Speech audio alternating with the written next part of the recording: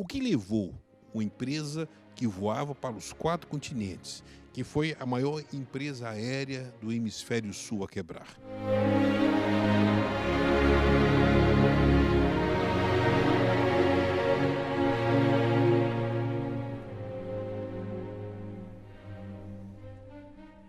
Respeitada mundialmente pelo seu serviço de bordo, a Varig conquistou o respeito internacional e foi considerada uma das melhores companhias aéreas do mundo. Esse trabalho foi um trabalho de várias gerações de pessoas batizadas de variguianos. E anos depois, com o fim da Operação Varig, o que restou para essas gerações? Vamos ver isso no programa de hoje.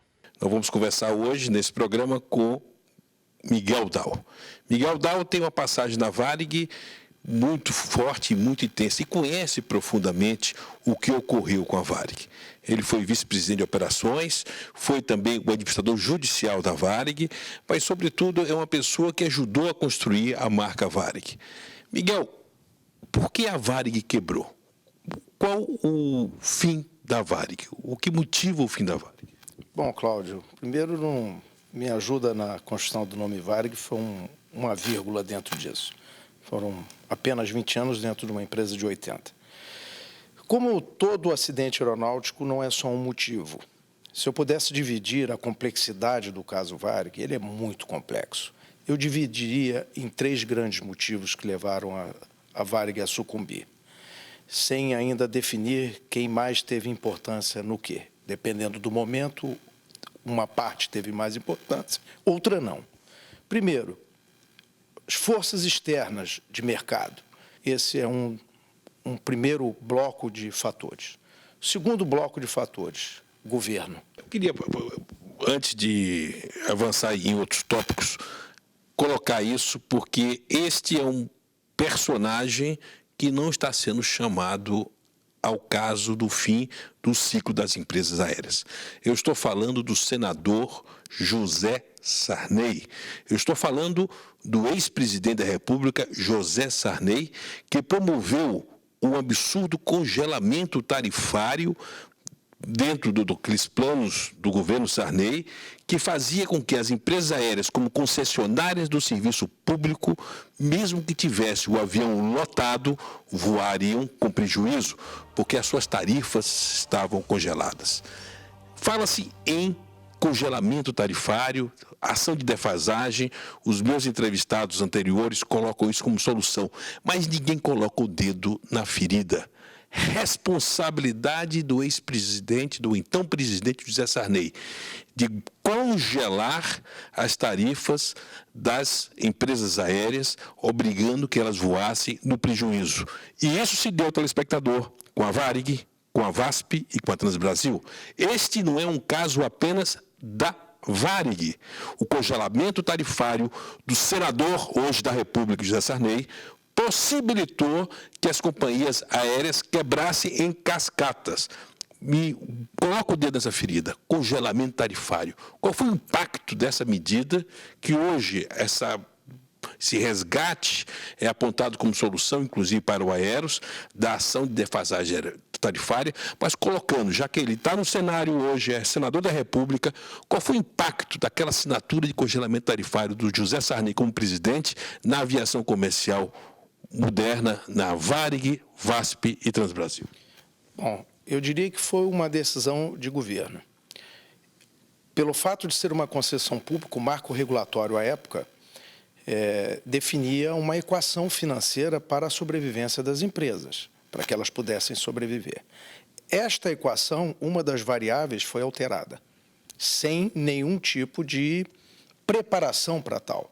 E ainda mais para uma empresa, ou para empresas que têm, ainda mais no Brasil, que praticamente não fabrica, ou na época não fabricava, nenhuma das aeronaves operadas, e mesmo que se fabricadas aqui, a grande maioria dos seus componentes vem de fora, é só verificar o caso da Embraer hoje. A questão do combustível, ela é diretamente atrelada ao dólar, e diversos outros insumos que impactam no custeio de uma empresa aérea inteiramente atrelado ao dólar. Mas aquela decisão do presidente Sarney fazia com que os aviões, mesmo lotados, dessem prejuízo. Hoje, somente dessa ação, a Varig tem para receber mais de 5 bilhões de reais. A VASP também. Ou seja, governo um só. Não caberia esse governo agora reparar um erro que a Justiça já reconheceu como um erro governamental, congelar essas tarifas? A grande prova de que foi um erro, ter alterado este equilíbrio financeiro, é que Transbrasil ganhou ação, a Varig e VASP vêm no mesmo caminho, ganharam em todas as instâncias, ficou faltando somente o último julgamento do STF, de que houve realmente reconhecido o desequilíbrio e que isso acarretou exatamente esse exemplo que você deu. Por mais que a aeronave voasse lotada, no conjunto dava prejuízo. A formação atuária do cálculo atuário previa 3 fontes e o governo, por uma decisão unilateral, tirou a terceira fonte, quebrando ali a possibilidade de ter um sistema sadio. Você atribui o caos que chegou a Aeros, principalmente a ausência da terceira fonte? Com certeza. Ali foi o primeiro tiro quase que mortal no Aeros. Eu aqui dei alguns exemplos de questões do governo. Vamos agora ao terceiro bloco de fatores que levaram à quebra da Varig. Questão do controle da companhia e da gestão da companhia.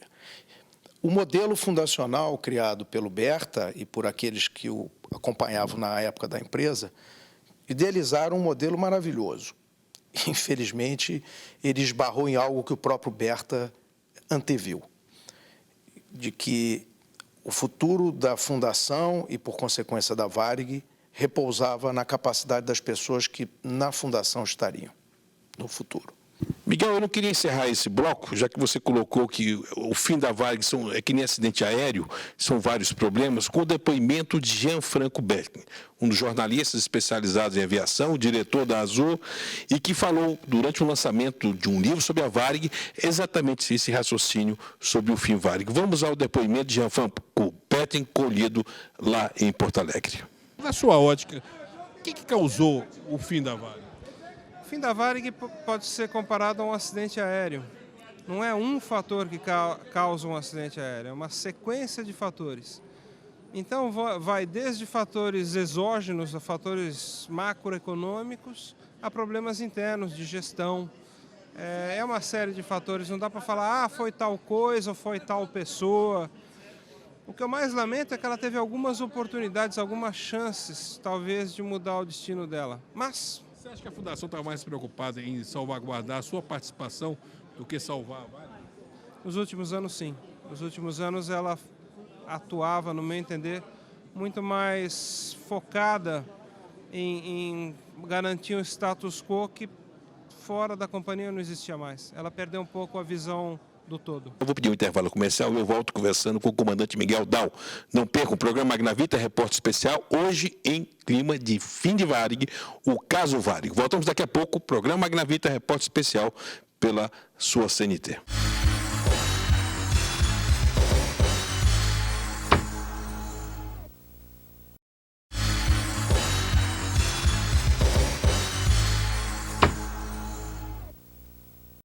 E voltamos com o programa Magnavita Repórter Especial, o caso Varig em tela no programa de hoje. Meu convidado é Miguel Dal. E eu peço, Miguel, agora para a gente assistir 2 entrevistas de 2 comandantes, ex-comandantes da Varig, que falaram de forma emocionada em Porto Alegre para o nosso programa. Comandante, com relação à Varig, principalmente com a aviação aérea rio-grandense, o que é que o senhor acredita na área governamental? A quem foi o maior beneficiado pela quebra da Varig? Olha, na época do Collor, nós vimos acontecer isso com o Canhedo. O Collor queria uma empresa de bandeira, então elegeu a VASP como empresa de bandeira, botou as fichas na VASP e, por sorte, ele foi derrubado antes de que pudesse ter feito um grande prejuízo, mas já fez um prejuízo na época, porque ele abriu os céus e nós tivemos que fazer grandes modificações internas para concorrer. Depois, na época do governo Lula, Zé Dirceu estava com a mesma história junto com a TAM, que queria transformar a TAM numa empresa de bandeira, a gente sabe disso, e ele fez uma força enorme para quebrar a Varig. Eu sei porque eu sou amigo do ex-presidente da Varig, o Luiz Martins, que ia lá no governo negociar e o cara dizia, claro, não tem negócio, você tem mesmo que quebrar. Então, foi uma vontade do governo quebrar a Varig. O governo quis quebrar a Varig.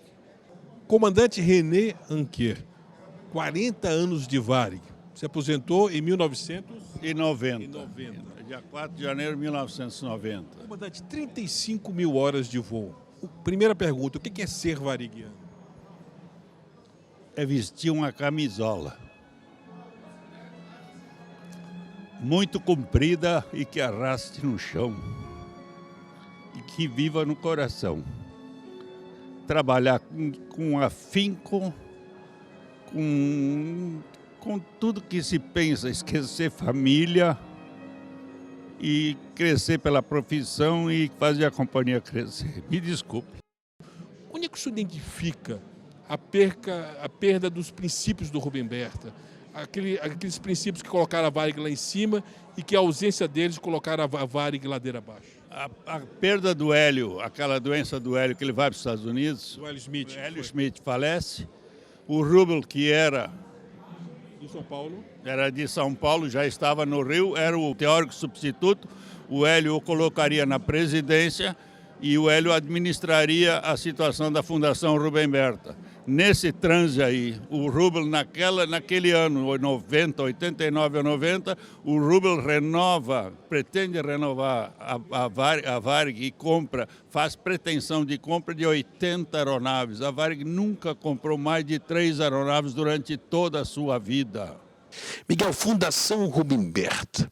Muda de curador, sai curador, disputas internas, pessoas eram degoladas, dirigentes da Varig, com cursos, MBA, formação no exterior, que a Varig tinha investido muito para que se mantivesse o poder, eram demitidos, assim perdiam a cadeira no colégio. Enfim, uma carnificina feita na inteligência da Varig.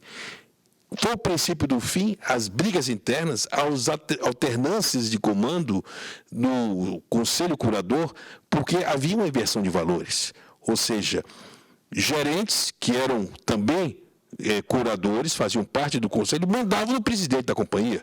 Em determinado momento, um gerente, porque eram, vamos pegar o caso do Raiol, que era um gerente de recursos humanos, de repente, quando sentava como curador, ele era o patrão do seu próprio chefe. Essa inversão de valores, essa deturpação do modelo original do Berta, ajudou a colapsar a Varig? Do momento em que a companhia começa a promover, a partir do Rubel Thomas, uma série de mudanças, começou a possibilitar uma dança de cadeiras dentro da fundação, alguns por manutenção de poder, alguns por interesses pessoais, alguns até bem intencionados, mas alguns bem intencionados não tinham competência para lá estar. Inversão de valores, você não pode botar um gerente ocupando o cargo máximo da companhia, invertendo disciplina e hierarquia. Até eu que tenho uma formação militar, ali não é um quartel, mas se tem que ter um mínimo de algo regimental que não permita a inversão desses valores. Eu queria que você falasse agora com relação ao papel do movimento sindical na tentativa de salvar a Varig, principalmente no papel que teve os sindicatos aeronáuticos, os sindicatos aeroviários. Foi importante ter esses instrumentos salvaguardando, pressionando o governo, principalmente o governo do PT, dos trabalhadores, para tentar uma solução Varig? Nós nos alinhamos de uma forma muito profissional. Eu, particularmente, acabei sendo recebido, porque o Foquesato, por uma questão de escala de voo, não estava no Brasil. Nós recebemos 2 chamamentos do presidente Itamar para cuidar do caso Varig, e eu sou testemunha do interesse e da postura do presidente Itamar no caso Varig. Eu participei de 2 audiências com ele, sendo que, numa terceira oportunidade, parte de um dinheiro liberado pelo BNDES, se corria o risco de se utilizar o dinheiro dado pelo BNDES para a demissão dos funcionários, e a movimentação do sindicato e da Associação de Pilotos fez com que o presidente intervisse e dissesse: se for utilizado esse dinheiro para qualquer ato contra os funcionários da companhia, a verba seria cortada. Então, eu mostro que, de lá para cá, o Sindicato dos Aeronautas e a Associação de Pilotos, até um determinado momento, estiveram muito sintonizados com o salvamento da Varig, mesmo que se tivéssemos que cortar a carne.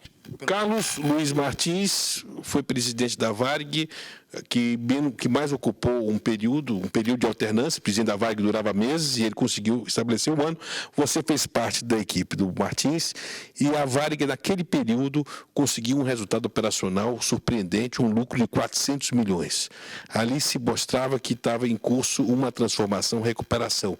E o Luiz Martins é demitido pelo Conselho, no momento que ele primeiro pede demissão do Conselho de Curador, ele é demitido como presidente executivo da Varig e surgem os notáveis.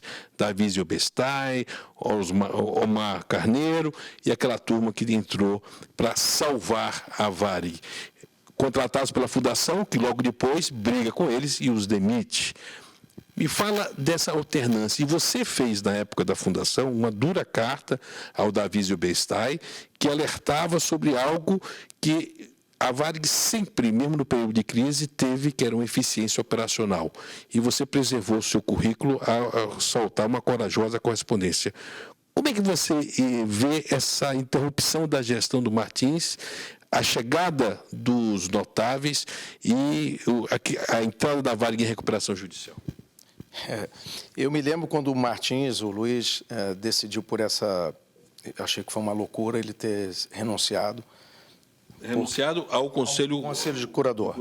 Eu disse a ele, eu e outros colegas que da administração fazemos parte, de que era um ato que ia levar à total desestrutura do colégio e da Fundação. E até hoje eu não entendi o porquê disso. Eu tenho certeza que o Luiz fez isso com a melhor das intenções. Ele, tanto quanto eu e a grande maioria dos que passaram pela Varig, gostariam de ver a sua sobrevivência, independente de ser a Fundação, a controladora ou não. Aquilo permitiu com que realmente um grupo de pessoas totalmente despreparadas assumissem o controle da companhia, porque a Fundação é a controladora, era e ainda é da Massa, era até antes da Massa falida vir a surgir. Os notáveis? Bom, os notáveis foram contratados, como todo e qualquer profissional. Eu acho que a responsabilidade é muito maior de quem os contratou do que deles. Eles, como profissionais que são, foram para a companhia na tentativa de uma solução. Eu fiz parte dessa administração e se tentou de tudo até um determinado momento em que eu comecei a verificar uma discordância entre este grupo e a Fundação. Intervalo comercial, programa Magnavita, repórter especial, volta conversando com Miguel Dal para encerrar o programa do próximo bloco. Voltamos daqui a pouco.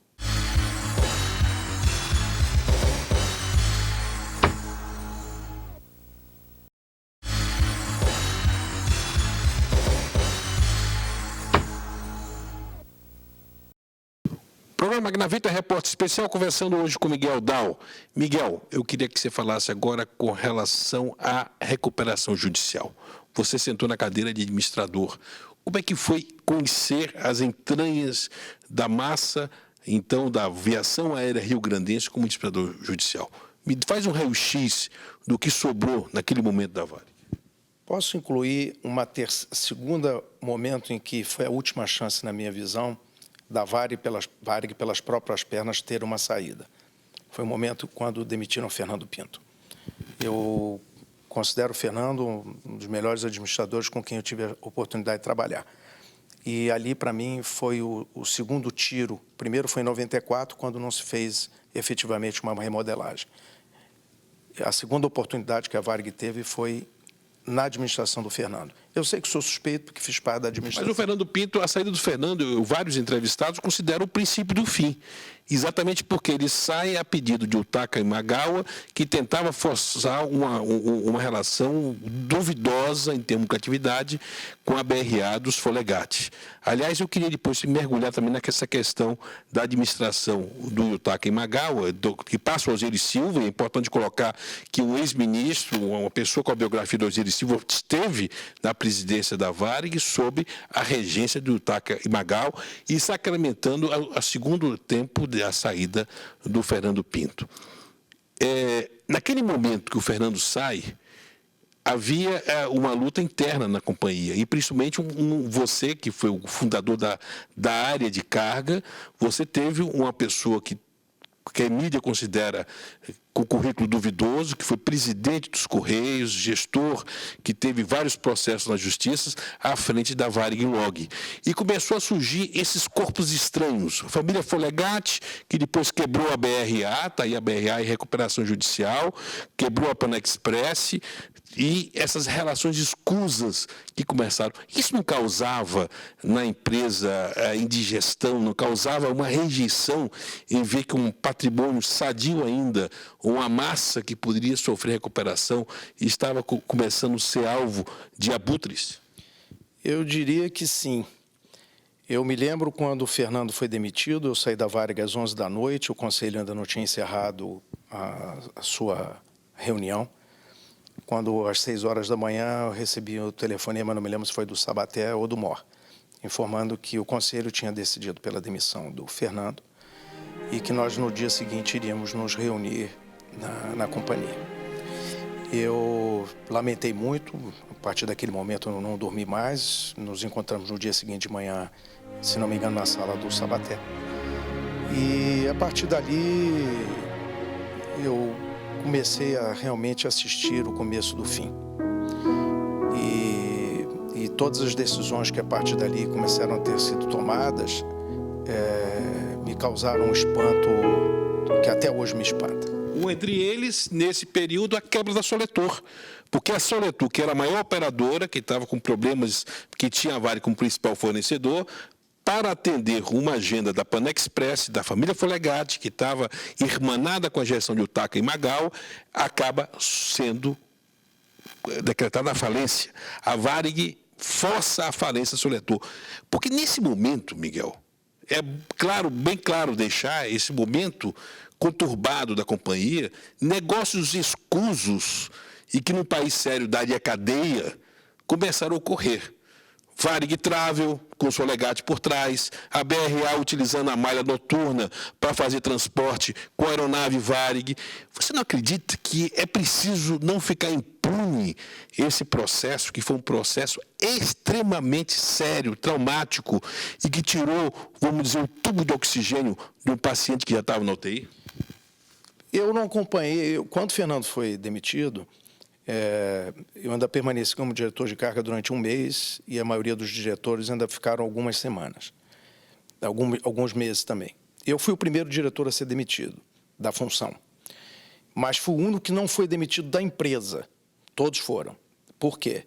Porque as forças que assumiam a direção, o controle da companhia, a começar pela fundação, ficaram preocupados de demitir um comandante que estaria fazendo um trabalho dentro daquilo que o conselho da época pretendia e daquela gestão da área de carga. Eles preferiram não me demitir. Eu diria que foi o maior erro que eles cometeram, e eu já comentei isso com algumas pessoas, porque na Assembleia de despedida, na Assembleia do Colégio Deliberante, de despedida do Fernando, que foi muito emocionante, todos os diretores ligados ao Fernando, da direção dele, se levantaram no meio da Assembleia e acompanharam o Fernando até a porta. E, obviamente, fomos jurados mais do que nunca por aquela turma que lá estava. E eu me orgulho de ter feito isso, até porque posso olhar para os meus filhos de frente, sem nenhum tipo de vergonha. E eu jurei para mim que e naquela mesma Assembleia, eu fui eleito para o Colégio Deliberante. Pena não ter sido eleito antes. E, naquele momento, eu ainda não havia sido eleito, o processo de escrutínio seria um pouco mais à frente. Eu prometi a mim que eu envidaria todos os meus esforços para colocar aquela turma para fora da fundação. E me orgulho de ter liderado, junto com algumas pessoas, um processo que realmente colocou todas essas pessoas para fora da fundação. Isso acabou acontecendo em meados de 2003, quando a empresa já realmente não tinha mais capacidade. Governo é um só, Fundação Roberta é um só. Eu já convidei os diretores, o que restou do colégio eleitoral, dos curadores da Fundação, para falarem no programa. Eles vão deliberar isso numa reunião, provavelmente no início dessa semana, que começa hoje. mas eu gostaria de ter, porque a fundação, que foi tão demonizada, teve momentos. Aqui, nesse bloco, nós registramos a quebra da Soletur, os negócios com a família Folegatti, com a BRA, que permitiu e que gerou o motivo da saída do Fernando Pinto, a criação da Varig Log, enfim, uma série de problemas internos que demonstraram que houve, no momento que a empresa tinha caixa, tinha gordura financeira, houve muita ingerência de gestores da fundação na questão da Varig. Reitero aqui também o convite à Fundação Rubem Berta, aos atuais gestores da fundação, que falem também ao nosso programa, e continuaremos com essa série. Magnavita Repórter Especial, hoje conversou com Miguel Dal, e voltaremos com esse assunto, desdobrando o caso Varig. Magnavita Repórter Especial encerra a edição de hoje.